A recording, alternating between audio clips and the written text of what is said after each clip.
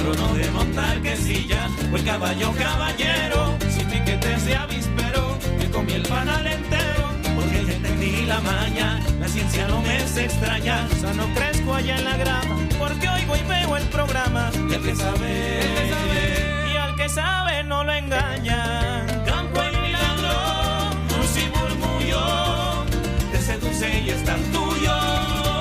Veracruz agropecuario, produce orgullo.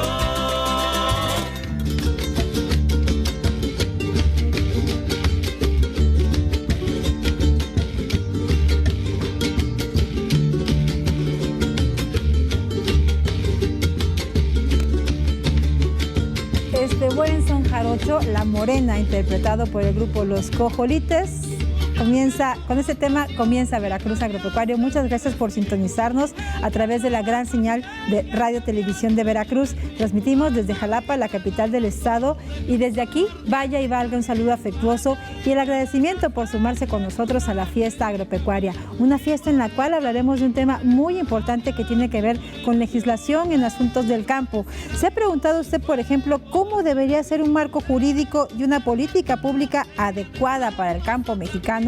Si no se lo ha preguntado, sería bueno que lo hiciera, y sería bueno también que se pregunte de vez en cuando cómo viven quienes son los custodios de los territorios, de los pueblos indígenas. Digamos, en las comunidades, en los pueblos indígenas están los custodios de nuestra riqueza biocultural, pero estos territorios no siempre están bien legislados, o los pobladores de estos sitios no siempre están, digamos, contando con una serie de derechos que serían importantes que tuviéramos todos claros. No es únicamente una responsabilidad de gobiernos o de instituciones, también lo es de toda una colectividad. Así que para hablarnos del trabajo que realiza en este sentido el Centro Mexicano de Derecho Ambiental, está con nosotros Javier Martínez Esponda, con quien un ratito platicaremos. Así que si le interesa el tema, es una buena oportunidad para que se quede con nosotros y tenga la mano donde apuntar algunas de las reflexiones útiles que seguramente él nos dará. Y mientras eso sucede, vámonos hasta Chiltoyac, muy cerquita de aquí de Jalapa. Bueno, pertenece a Jalapa, una Jalapa rural, y en esta comunidad conocimos el trabajo que realizan en la producción de maíz criollo. Escuchemos.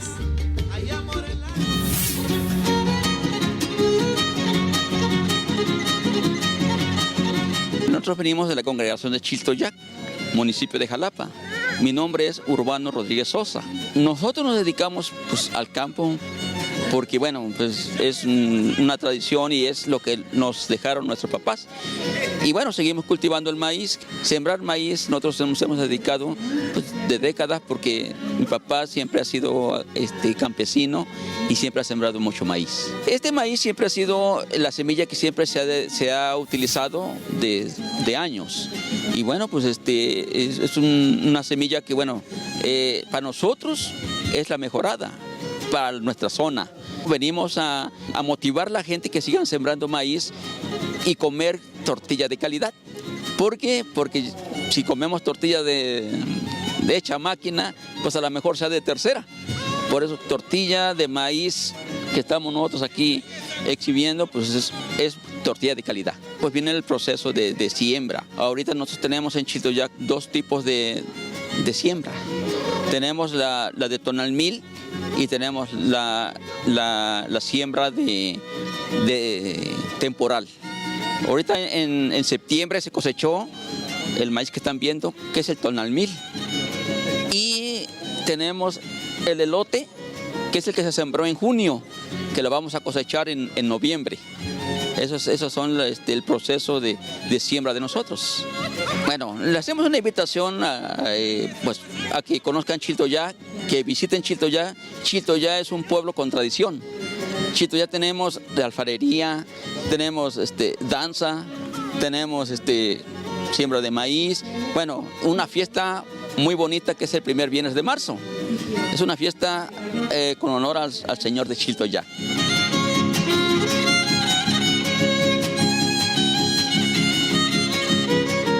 Cuántos colores, cuántas historias en estos granos. Y ver esta imagen de verdad provoca cierta nostalgia, forma parte de los archivos de un ritual maravilloso que se realiza muy cerca de aquí de Jalapa. Cada año se conmemoraba la Feria de la Milpa. Bueno, este año también, o el año pasado, sí la realizaron de manera virtual, hay que decirlo, pero bueno, se extraña la cercanía con la gente y escuchar, como lo hacíamos en este momento, de manera directa la experiencia de los productores. Alguien que se ha dado la tarea de desarrollar un gran trabajo en el escritorio, de conocer y de profundizar en el derecho ambiental, pero también, de verdad, admiramos mucho su trabajo porque se ha dado el tiempo de recorrer las comunidades, de recorrer el campo y de escuchar de manera directa las historias de los productores y las circunstancias con las cuales viven. Es nuestro invitado esta noche. Así que muchísimas gracias al maestro Javier Martínez Esponda del Centro Mexicano de Derecho Ambiental. Javier, bienvenido. Antes que nada, ¿cómo estás? Muy bien, Isela, muchas gracias por la invitación. Encantado de poder venir con ustedes a platicar de un tema que para la oficina es muy importante y que para mí me llena el corazón. Claro, el derecho ambiental forma parte pues de la agenda con la que tú desayunas, comes y cenas, duermes, sueñas. Pero sobre todo es un tema de reivindicación de derechos y es un tema de poder vivir en un país donde nos reconozcamos todos como iguales y donde ser diferente sea lo normal y que eso no cause problema, ¿no? Y eso tiene que ver con una apuesta porque nuestras raíces se conviertan en los cogollos, se conviertan en los renuevos de esta sociedad, ¿no? Y entonces nuestro trabajo tiene que ver con eso y eso es lo que con mucho gusto vengo a compartirles hoy. Claro. Oye, pues menuda causa. Se requiere tanto para eso, ¿a poco no? Vivimos en un país de desigualdades evidentes.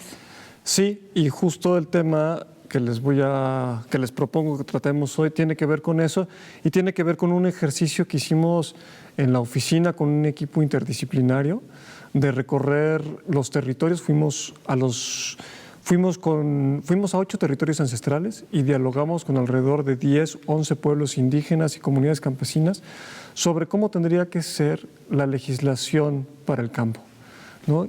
Y aquí voy adelantando algunas cosas, ¿no? O sea, una de las cosas con las que el SEMDA se ha enfrentado cuando acompañamos a los pueblos en la defensa de lo suyo es que hay un marco jurídico que no responde a sus necesidades, que no les reconoce y que los discrimina. Y eso, por ejemplo, explica la situación de jaque en que está la agrodiversidad nativa de México, explica la situación de jaque en que está la cocina mexicana y de la cual todas y todos nos sentimos orgullosos y que a partir del tema de la comida nosotros encontramos que podíamos tratar este tema, ¿no? O sea, cómo tener una conversación jurídica en un ambiente cotidiano, pues esa fue la comida. La comida nos hizo encontrarnos. Eso es lo que hace la comida siempre, ¿no? Claro. La comida junta amigos, familia y demás. Entonces, pensando en la Feria de la Milpa, y ahorita diré un tanto más, llegamos a este proceso de discusión y lo que hemos hecho es, hemos generado lo que se llama un modelo de ley. Es una reflexión que tiene 2 años de estarse trabajando, que ahora sí que es un regalo, una ofrenda que hace el SEMDA a la sociedad mexicana y a los tomadores de decisión para decir que otro México es posible, para que tengamos otra legislación, una legislación que en verdad responda a los campesinos, a las campesinas, a los pueblos que son los que nos dan de comer, ¿no? Y que por tanto eso también reivindica estas otras luchas con las que se hermanan estos movimientos, por ejemplo, que es el movimiento agroecológico y de que el Jalapa tiene muchas experiencias, sí, ¿no? Y bueno, el quien no conoce el Tianguis Agroecológico de Jalapa o el de Coatepec, pues les invitamos a que vayan, ¿no? Esto también abreva de las luchas que han hecho los pueblos en la defensa de lo suyo, y aquí pues mencionemos algunas luchas, como es la lucha que se ha hecho de la acción colectiva de maíz en contra de los maíces transgénicos, la lucha que han hecho las comunidades mayas en contra de la soya transgénica y las luchas que se están haciendo, por ejemplo, por el tema de defensa del agua y la Ley General de Aguas. Es decir, aquí hay toda una discusión donde este es un asunto que lo apuntala, ¿no? El glifosato también, Javier, ¿no? El glifosato como la punta del iceberg de una serie de problemáticas y de masas. Sí, y justo tal vez lo que vamos a hacer en este espacio, Isela, si me lo permites, sí, vamos a platicar de lo que está debajo de la línea de flotación de ese iceberg, ¿no? Sí. Oye, y ahorita que decías la comida, pues la comida como un ejercicio también de resistencia. Sí, por supuesto. Pero no solo de resistencia, sino de propuesta. Sino de propuesta para encontrarnos y hacer comunidad, porque la comida se trata de hacer comunidad. Los pueblos que han olvidado ser comunidad son pueblos que están sumergidos en conflictos y en violencias. Entonces también aquí hay una apuesta a reivindicar a la cocina y por tanto la agricultura que la posibilita como un proceso de paz, ¿no? Entonces, claro, por supuesto. Digo, la comida y el intercambio sí como un ejercicio de conciliación y de paz. La resistencia como un asunto previo, y me refiero a aquellos productores que tienen a la agroecología como una bandera, o aquellos habitantes de las comunidades o los pueblos originarios que son, como decíamos al inicio del programa, los verdaderos custodios de esta multicitada riqueza biocultural, pero que en ocasiones son ellos los que se enfrentan con una realidad real que no todos conocemos, Javier. Exacto, y un poco la apuesta de esto es que llevamos en el SEMDA, y bueno, los pueblos tienen 500 años sin resistencia, ¿no? Pero de lo que el SEMDA ha tenido el honor de acompañar a estos pueblos, lo que vamos a hablar hoy es una especie como de transición, de pasar de la resistencia a la propuesta, a la construcción, ¿no? Y por tanto es una interpelación también a tomadores de decisiones que han estado pensando y concibiendo México desde solo un lugar, ¿no? Siendo que este es un país pluriverso, ¿no? Decir esto, Isela, mira, el SEMDA empezamos este camino en 2014 cuando hicimos un informe que se llamaba Informe sobre la destrucción del patrimonio biocultural en México, y ahí lo que queríamos argumentar era cómo el marco jurídico y cómo la política pública que el Estado construye para echar a andar estas leyes violenta derechos humanos de manera sistemática. Y entonces en ese informe lo que hicimos fue, mira lo que pasa en el campo de los hidrocarburos, mira lo que pasa en el campo de la agricultura. Y así nos fuimos, ¿no? Señalando todos estos campos. Eso lo presentamos ante la Comisión Interamericana de Derechos Humanos. Eso nos llevó a un siguiente paso, que fue analizar un programa que tiene el gobierno federal, que es un programa transeccional, y que pensamos que tal vez ya iba a llegar a su fin porque estaba propuesto que moriría en 2020 y no sucedió así, que es el programa de la modernización sustentable de la agricultura tradicional. Wow. Sí, en el nombre lleva el pecado, o sea, colonización. Sí, en el nombre lleva la penitencia. ¿No? Y que además fue como...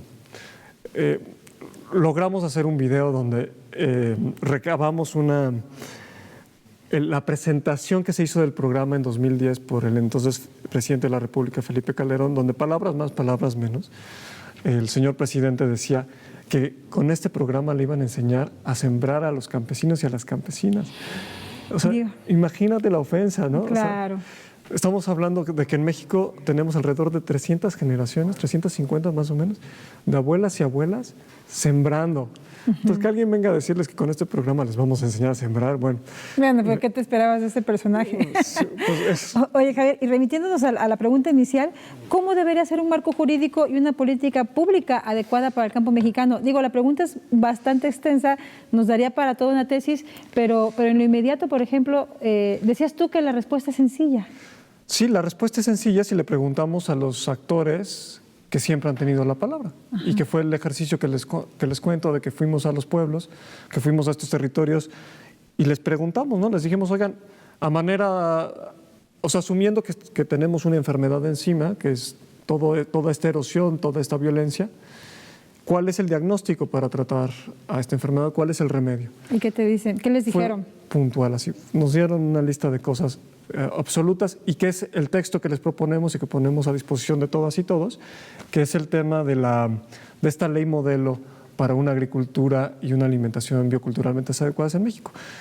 Y lo que nos dijeron, y esta es la magia del ejercicio, es que a partir de los derechos humanos, por ejemplo, del derecho a la autonomía, del derecho al territorio y del derecho a los sistemas propios, cómo se puede repensar el campo, ¿no? Y entonces lo que nos dijeron, por ejemplo, fue, primera cosa, los pueblos funcionamos como asambleas.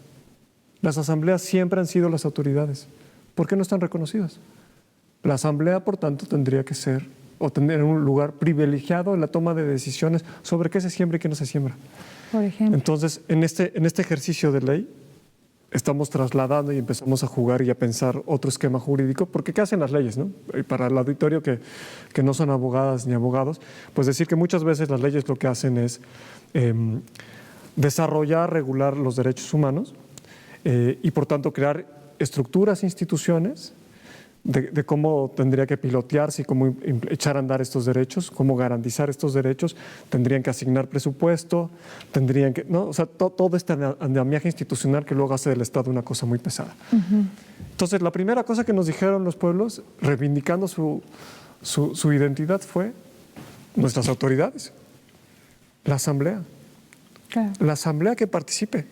Y aquí, por ejemplo, ya empiezo a meter los contrastes. Por ejemplo, pensemos en la ley de bioseguridad. La ley de bioseguridad le transfiere esta potestad de determinar el riesgo en que queremos vivir a la Secretaría de Medio Ambiente y a la Secretaría de Salud, entre otras. Y entonces aquí ya hay una primera reivindicación de decir, no, el nivel de riesgo en el que queremos vivir, por ejemplo, con respecto de los organismos genéticamente modificados, lo asumimos nosotros. Entonces aquí ya hay una apuesta bien importante, que además se une a otros logros que han tenido los pueblos, por ejemplo, vía judicial, que es las comunidades purépechas en Michoacán, en la ribera del lago de Pátzcuaro, con los litigios que han presentado, han obtenido una cosa que se llama el ejercicio directo del presupuesto.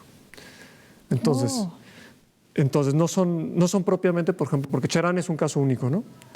Y ojalá que esto se siga multiplicando, pero en lo que eso sucede, las comunidades, por ejemplo, donde no son mayoría la población indígena, se reivindica como autoridad dentro de la estructura del municipio y como autoridad reivindican presupuesto. Entonces empiezan a ejercer presupuesto. Entonces, una segunda cosa que dice y proponemos en esta ley modelo es que la Asamblea, haciendo eco de además de lo que dicen los acuerdos de San Andrés, que este año cumplieron 25 años, tendrían personalidad jurídica y patrimonio propio y por tanto tendrían presupuesto. ¿No? Entonces, ya estamos empezando, o sea, ya en este delinear les estoy empezando a contar que son asambleas que se rigen bajo sus normas propias, bajo sus usos, que tienen personalidad y que por tanto hay que pensar todo un proceso de cambio, porque siempre nos cuentan, por ejemplo, los ejidos que tienen problemas cuando llegan al banco a abrir una cuenta, o los de Cherán, por ejemplo, nos contaban, cuando yo llego con la Auditoría Superior del Estado de Michoacán a rendir cuentas, pues no me quieren reconocer. Entonces ya estamos aquí hablando de todas estas transformaciones para el Estado. Y la segunda es, tengo dinero, empiezo y por tanto yo soy el que define las prioridades, ¿no? Una segunda cosa que salió en este ejercicio de ley fue que la Asamblea, por ejemplo, tuviera la potestad de definir áreas de cultivo campesino, exclusivamente. Es decir, áreas donde no se permiten híbridos, áreas donde no se permiten organismos genéticamente modificados y por tanto glifosatos, y donde lo único que se requiere es la venia de la Asamblea. Esto lo pongo a colación y porque esto tiene historia. La ley de bioseguridad establece lo que se llamó las zonas libres de transgénicos. Y las zonas libres de transgénicos, desde 2005 que existe la ley, no existe una sola. Y no existe una sola porque es imposible de tramitarla. O sea, te piden la venia del municipio, te piden la venia del gobierno del Estado, te piden presentar los estudios que acrediten la no coexistencia entre el cultivo nativo que se quiera proteger y el organismo genéticamente modificado, y luego se requiere el visto bueno de la SADER. Entonces, imagínense el proceso, ¿no? O sea, 4 de estas cosas con unos estudios que cuestan un montón de dinero y que tendría que generar en todo caso las empresas o el Estado. Entonces, aquí también un ejercicio de reivindicación de autonomía es, no, nosotros definimos y establecemos estas zonas donde no nos puedes venir a meter estas cosas.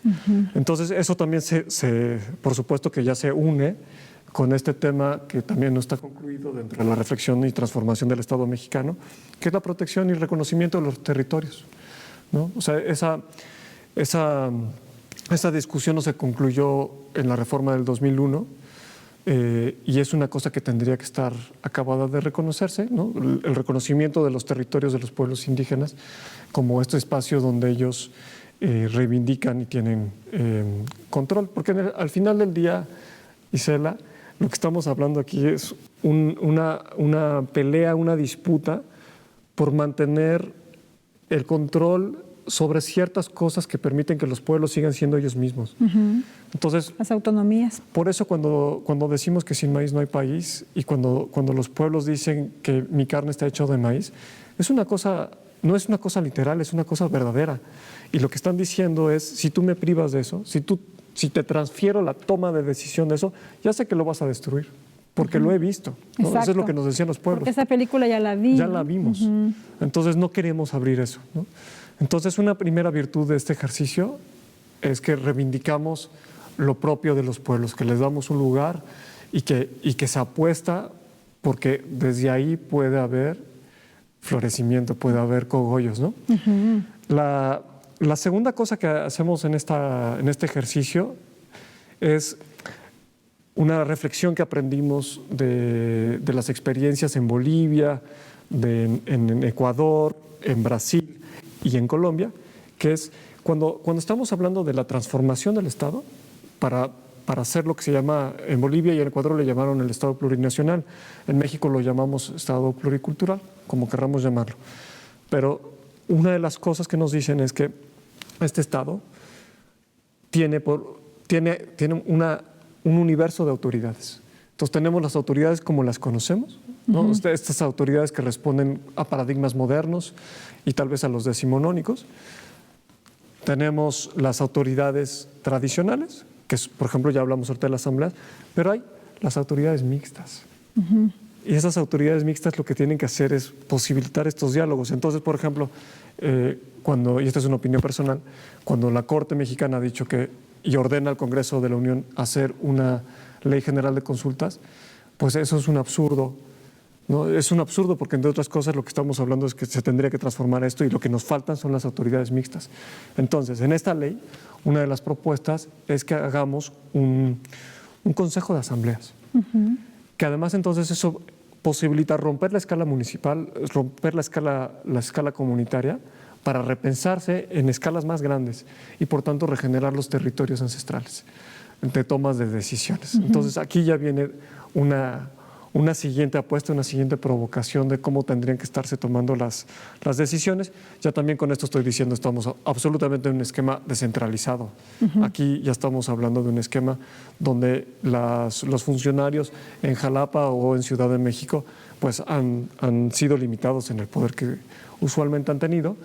Y el último eslabón es que proponemos de la constitución de un Consejo Nacional de Soberanía Alimentaria, que a diferencia de todos los otros consejos que existen, este es un consejo donde, en primer lugar, mayoritariamente está representado por los pueblos a través de 5 de estos consejos regionales que hablamos.